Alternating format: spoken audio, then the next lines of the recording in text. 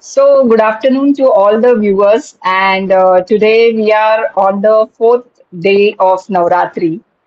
Wishing you all a very, very happy and joyous Navratri.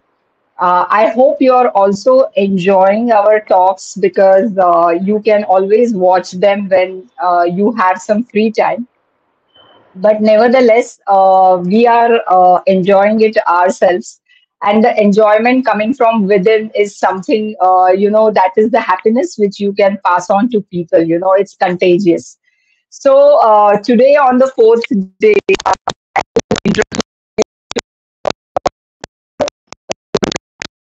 and which I'm uh, is uh,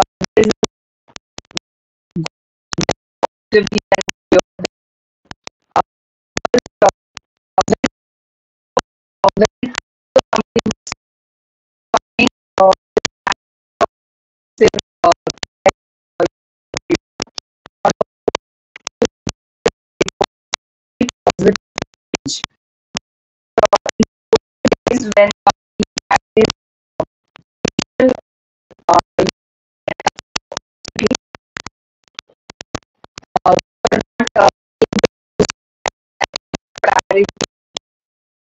uh, and then these things came up. Then these things came up, and things really went very positive for people who really require that kind of a care.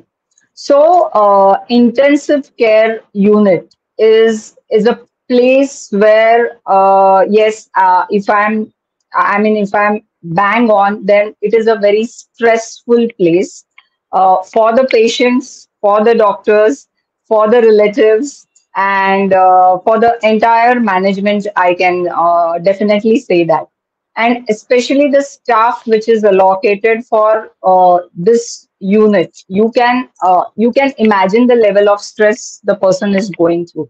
So today we are very happy to invite Dr. Monika Joshi Narkar. So she is a clinical assistant at the Jupiter Hospital, Thane. And today she is going to tell us that, after getting into her medical career, or rather how itself she started for the basic career of medicine, why did she choose that? What made her choose that career? And what happened after that which made her take up such a challenging job of being in the intensive care. So uh, so we will ask Monica, Dr. Monica, to speak about it, and we will talk to her about that. So I feel that when all these things are happening around, in the hospital, where you come to know that suddenly, your patient or your person has to be admitted in the intensive care, then the whole scenario changes. I mean, it's like, what's going to happen next, who is going to attend, who is the doctor in the intensive care. All those things come into picture, and then what happens is something which I think so Dr. Monica will be able to tell us. So, Dr. Monica, over to you, and we would like to tell you that, how did you choose this career? How did you, first of all, get into medicine? So, will you please start with that? Yeah, good afternoon, everybody. I'm Dr. Monika, and firstly, I need to thank Mayura ma'am for giving me such a platform today.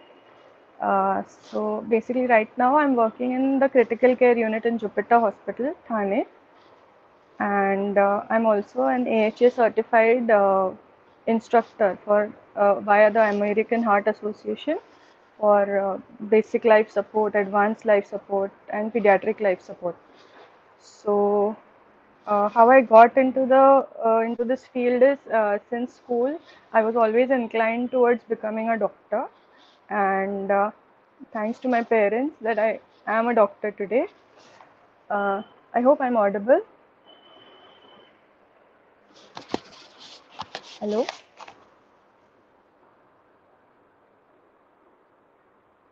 So, since childhood, I was always fascinated with the white coats, stethoscopes, and the power of saving someone's life. So, I always wanted to become a doctor, and the journey started with me going to Russia for my studies, where I did my MBBS, and after that we came back. We did a 1 year internship. Here we gave an exam for the medical registration, and that is how we got into the medicine field. And later on, I have been born and brought up in Pune. So I was working in KEM hospital. I did my internship there for 1 year. Later, I was working in the gynec department over there, and doing a part-time job in the clinic also. So initially, all my whatever I learned was during my internship phase. So the maximum that we could learn was during that time. And later on, hello. So later on, we relocated to Thane after marriage, and then my journey into critical care started. So initially, I was in the burns Okay. department at hello. So initially, I was in the Yeah, burns department. please continue. I was in the burns department at Seven Hills Hospital, then the surgery department, and then I joined Jupiter in 2014, 2015, early 2015. So now almost 8 years at Jupiter Hospital. And initially, I was Okay. working in the casualty in the emergency department for 1.5 year, and then I switched over to the critical care unit.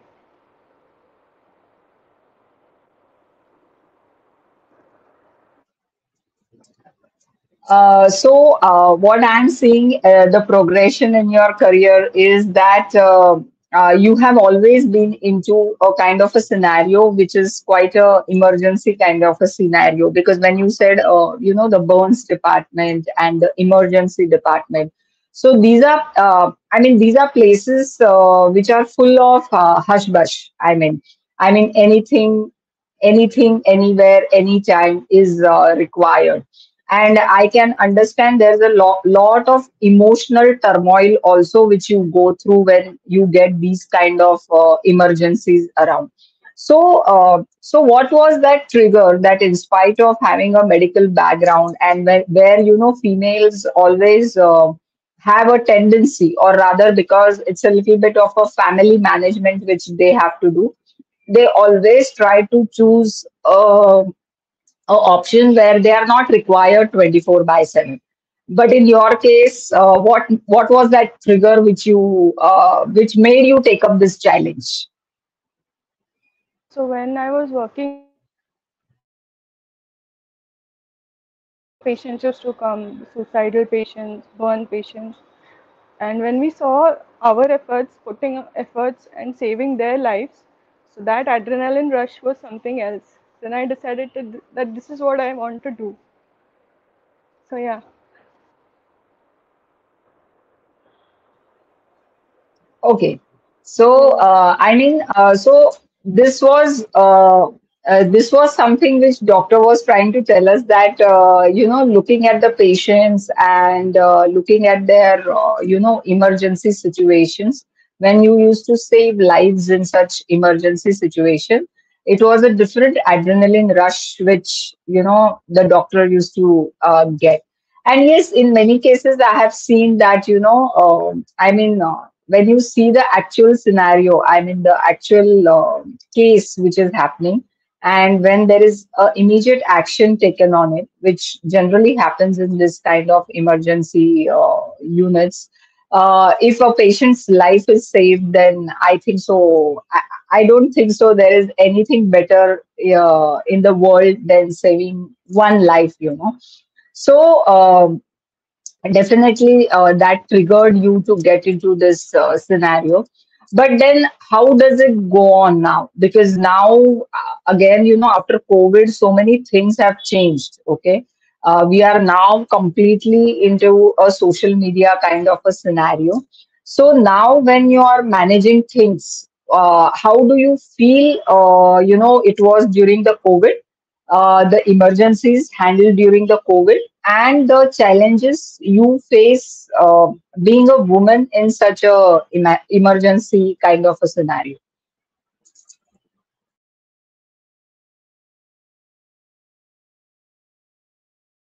Patients and relatives. There was a lot of anger towards doctors. It is still there, but little less now. So during COVID times, we felt that we had to deal with uh, relatives and patients at the same time. So it was a bit of a struggle to balance between both of them, because making them understand and saving the patient at the same time. So that was a different struggle.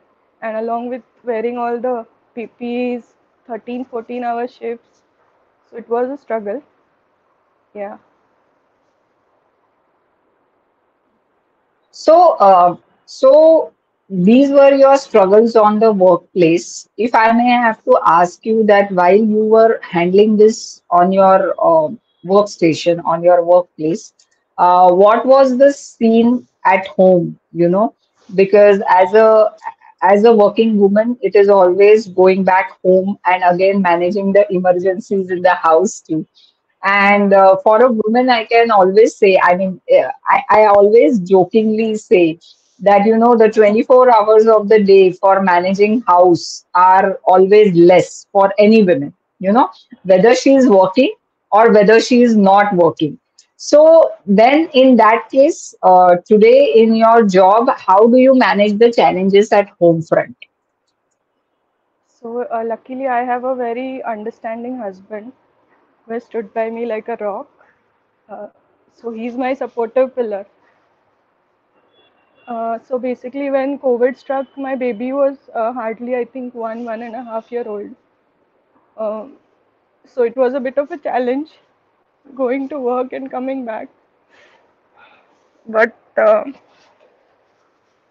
my husband was there and he was like, मैं हूँ तू जा मैं इसको देख लूँगा.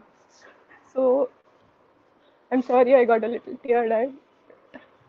That was No, you can, I mean, you can completely get emotional. So there is nothing wrong in that because, that actually shows the intensity of a person who has gone through, really, really these kind of challenges where, the family support matters so much that, and especially in the Indian context, I will say that for doctors when there is especially when the woman in the household is a doctor and she has taken up a challenge of serving the society for 24 by 7, the family has to be a rock support to such kind of a woman. And I really appreciate that today you're saying that your husband was really a rock support because he was taking care of a child and such a small child, and it was a time of COVID when your child was just 1.5 years. So it's perfectly to get emotional.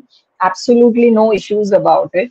So now, can you just put a highlight on the changing scenario in a ICU? I mean, even for a normal case which you get, or if you have some special case, which you remember very precisely that how things can, go wrong, or how things then have to turn out to be positive from an emotional point of view.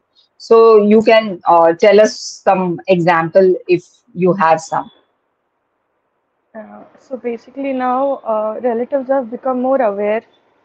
They read a lot when they come to us, so they know about their patient's condition. Yes, sometimes the patient becomes worse, sometimes he gets better, but we do a daily counseling, we do an hourly counseling if required for the relative to let them know how their patient is improving or deteriorating. So they always have an idea of what is happening. So they trust us a little bit more now. because what used to happen in COVID times, they used to be at home. They were not aware what was happening in the hospital. So whatever counseling was going on was on the phone, because we used to advise them to go home because rather than exposing themselves. So nowadays the scenario is little better, but yes, of course you do get Google patients and Google relatives who tend to be a little bit more inquisitive. But yeah, they do have a right to, because their patients are in the critical care. So we are okay with that. Yeah, I was just going to ask you that when you said, that many relatives they read up online and they are then understanding in a way. But I have also seen, I mean, today WhatsApp is just like a university, where people read so much of forwards, where they read a lot of things which are passed on as experience from certain other patients. Okay, so I'm going to very specifically ask you these questions that when people come to you and they talk about these things, saying, कि madam मैंने वहां पे वो पढ़ा था, so I had read something on WhatsApp, few days back, and what exactly is happening over here is the opposite, or it is not happening the way it should. So, so how did you, as an individual doctor, tackle to such kind of situations? Is what we would like to know. So we have to little counsel them slowly that, see, your patient is different. Every patient is different from each other. So not everything that works in some patient will work for your patient. And so we have to be a little patient with these such kind of relatives, because they are quite anxious and at times aggressive also. But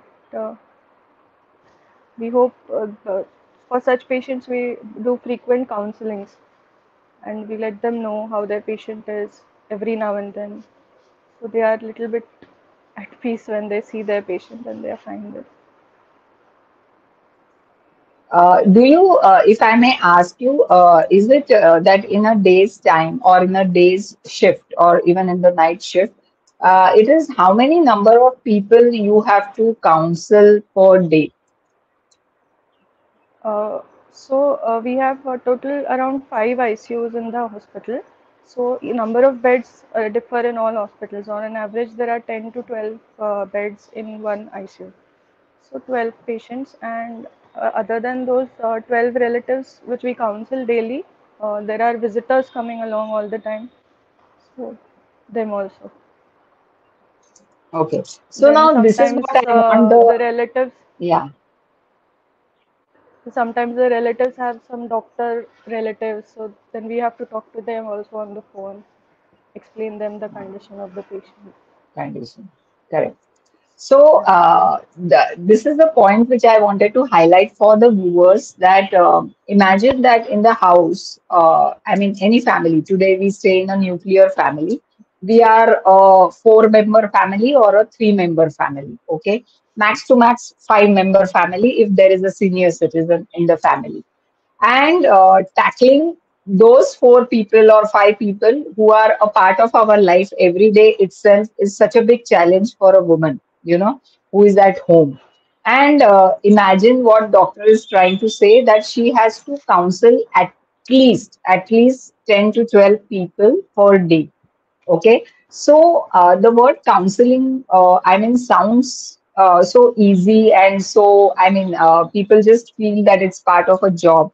But I feel it's that human to human connection, and all these 12 people whom doctor is talking to every day come from different backgrounds, come from a different context altogether to the hospital.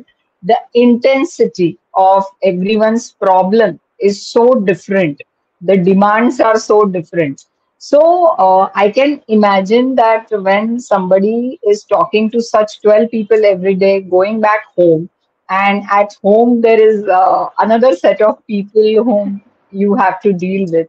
So all this is really like a, I can say it's like a very big emotional seesaw, where you have to balance the work profession, where again you have to deal with your family, people, and People. at home the regular people. I mean, a part of the family you have to deal with. So now, Dr. Monica, I just wanted to know that if today a girl who is planning for her MBBS, who is planning for her medicine profession, what is that piece of advice you can give as a person, as a professional who is into this kind of a profession for last so many years? Very specific to girls who are looking out to, take up this challenge of the 24 by 7 kind of service to the society, I will say. I will not say, yes, medical is a profession, okay, but it is also a one kind of a service which is offered to the society by that human being, because at the end of the day that's the number of hours you are putting up in a emergency scenario. So let us know your piece of advice to such young girls. So for anyone who wants to go into this field, I would just say that if you are passionate enough and if you're ready to do hard work, because it is utterly hard work we are talking about here, to put in all the efforts, put in so many hours, then definitely go for it, because we need more and more such empathic and brilliant doctors. So you're always welcome, but come into it knowing that what all you are getting into. So ऐसा नहीं होना चाहिए कि आ गए अब क्या करें. So because it takes a lot of time, lot of effort to go into this field. So if you are ready for that, then surely you should opt for it. It's a wonderful field, and there's no other So joy like saving despite someone's life. Yes, yes, definitely, and that too in an emergency scenario. I mean, Right. that is really so important because you have to act on time, you have to take decisions on time. So it is like the finger click kind of a thing. There is one more point which I would like to ask you is that you being assisting things in the ICU, how does the pressure of senior doctors who are actually managing the patient, okay, or who are actually the super specialist and specialist for that particular patient, how does the conversation, how does the relationship with that doctor help you to suffice your role in a 100% manner? So we are really, matlab, I am really blessed that I have wonderful seniors over there. Working with them is really a pleasure, and we get to learn every day. And they are so helpful, and they are always there for us. So we never really feel any pressure actually. So we know that they are there, so we can work the way we want Yeah. freely. Yeah, exactly. So it's a nice point which you made that even if your seniors are quite understanding, if they show that maturity of, a junior learning something, a junior might be in that scenario for the first time, then definitely I feel it becomes a little easier for doctors like you to operate in critical situations. So that is one more point. Now, Dr. Monica, you will definitely have to tell something to the parents because we all know that we are Indians by root. And when a girl child, especially when a daughter comes and tells her parents that, she wants to do a particular thing, which is not the normal stream thing, okay? So she wants to go out of box. She wants to take up a challenge, okay? And then she wants to pursue her career. So the first question which comes to a parent's mind is that obviously, I mean, if I'm doing this, okay, and I'm allowing her to do this, when is she going to have a family life? How is she going to manage both the things? Will she be able to take so much of stress? So, a full grocery list of questions parents have. In that context, what is your that one trigger or one advice to the parents who are handling this kind of things at the home front? So for all the parents, I would just like to say that just stand by your daughter, support her, encourage her, and we have that superpower to balance everything. So we will manage it. So just be with us. That's all. Yeah, so that's very short and sweet, but it is a very nice thing she said, that women really. I mean, I know that it's now become a very common thing to call a woman a superwoman, and then their expectations increase accordingly.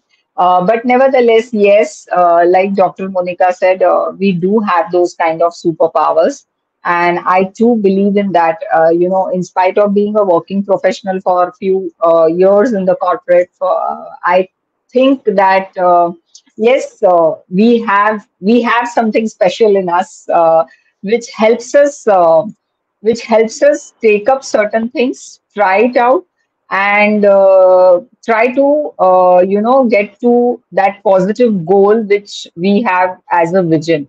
But the only thing is, like Doctor rightly said, the parents have to very stand up like a support that time, and not in the first go, take away that energy from that young girl, saying that तुमसे नहीं हो पाएगा, and तुम तो लड़की हो. All these things somewhere now have to stop completely. I mean, though I feel that, see, we all have been brought up in city, and we are lucky enough that we have been brought up in a city. But today, even in the smaller cities, in some rural places, and even in some metro cities, I will say, when it comes to parents, now parents are like same everywhere. Okay, so the economic strata doesn't matter, the segment A, B, C doesn't matter. But when it's a parents and parents of a daughter, then things change. Okay, even today. So the percentage of the mindset of parents changing today in India is not progressively very very high. Okay, it's a little bit of change which is coming into the whole system as such, when it comes up to take up challenging career, and especially the medical field. Like you rightly said, doctor, in the beginning, sometimes today especially, due to social media, we get to hear and see so many aggressive things happening in an hospitals. And this used to be never a case before, you know where hospitals were always, silent zones, where hospitals were places where only doctors were listened to by the patients. And that's why the term that, doctor is just like a god. So if god is saying something, then you have to listen. But today, because of the interference of internet and everything, patients do read a lot and come. But what I would like to tell here, I would like to use this platform to tell over here is that, yeah, you do keep reading things, okay, from right sources, but arguing in a particular scenario with a particular doctor is never a good, or is never a win-win situation. See, you can always put up your points in a very nice way. And instead of the aggression, the discussion, I think so, would give positive results. So, Dr. Monika, what do you feel on this? I mean, does it really matter that it is always better to talk to the patient's relatives first, give a complete understanding of what the case is, and then progress further? What do you feel on this? So, yeah, there have been times when a patient's relative have asked us about ventilator settings. Their patient is on ventilator and they wanted to learn about the ventilator. So it is not possible for us to teach them how the ventilator works because we have put in 5, 6 years of our life learning how and how to manage all that. So there is a little Correct. bit of there should be some rationality I feel about the questions they ask. There should be some trust towards the doctor. So they should Yeah, trust that we are here to make your patient better and not make him worse. So that is basically true. that should be understood. So frequent counseling works, yes, in patients whose relatives are too anxious because they want to know every time what is happening. But that is not physically possible for us also to give them a report for every minute what is happening. But yes, we do counsel them very frequently as and when required.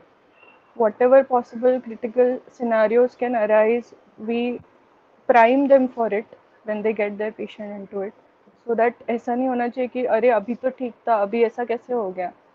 That should not happen. So whenever we get a time, we tell them about the worst case scenarios also which can happen, so that they have a little bit of idea about the things going on.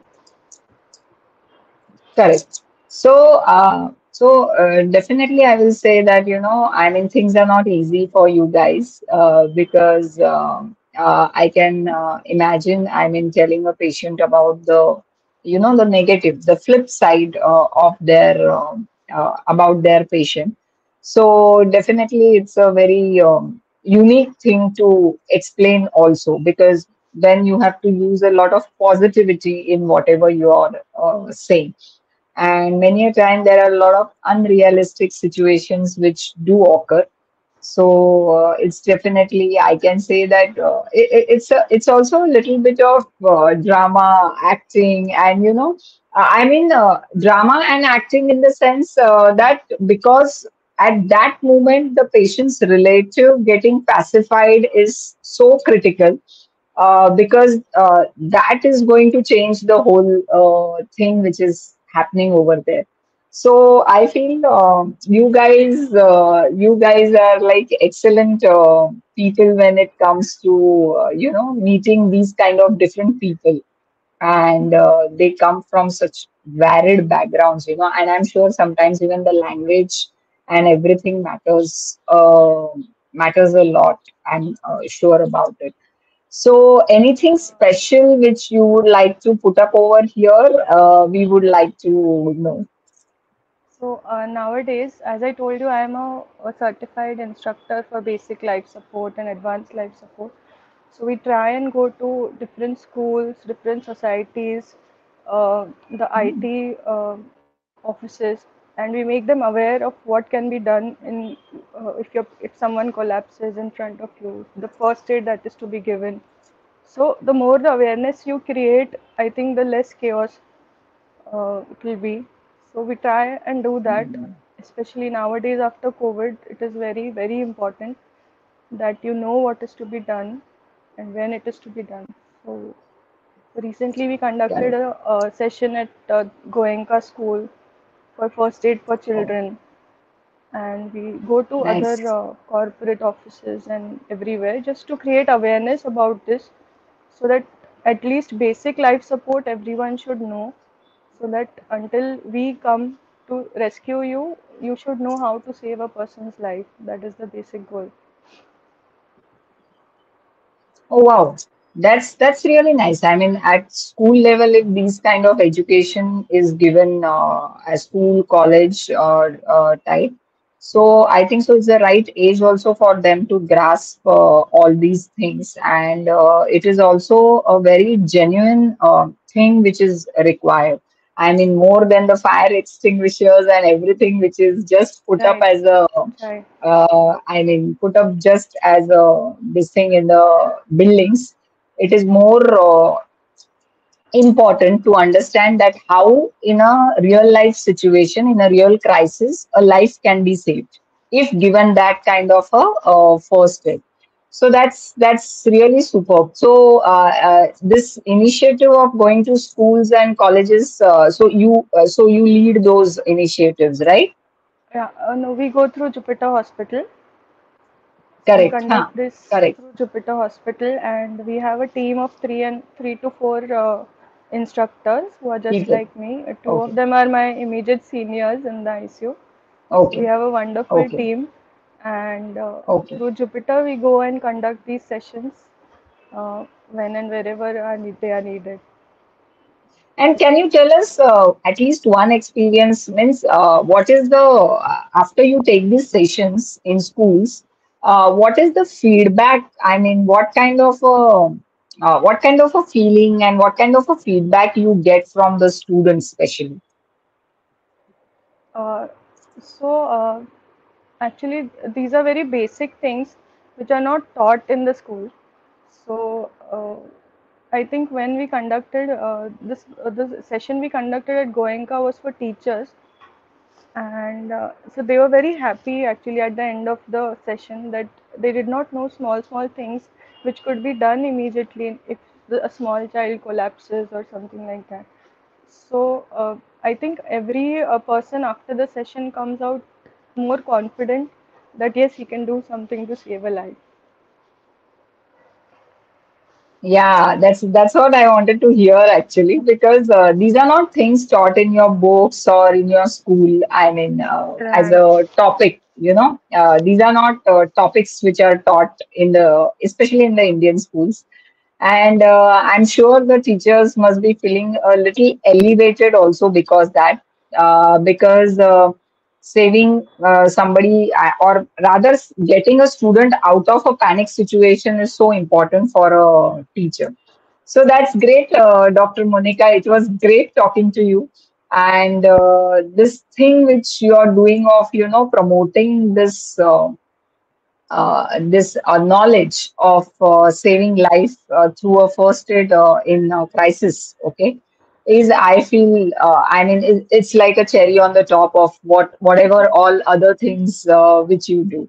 So we wish you good luck for all your endeavors in your personal and professional life also. And we wish you a very, very happy Navratri also. Thank you so much for taking out some time for us, and wishing you good luck. Thank you so much, ma'am, and happy Navratri to everyone. Just one message I'll give it to everyone. कि, even I got asked कि क्यों करना है 12 घंटा duty, desk job ले लो. So, but do whatever you enjoy, and you will succeed, and you'll fly with magical colors. So, all the best for everyone. Okay. Thank you so much, Dr. Monica. Bye. Thank you, ma'am. Bye. Bye.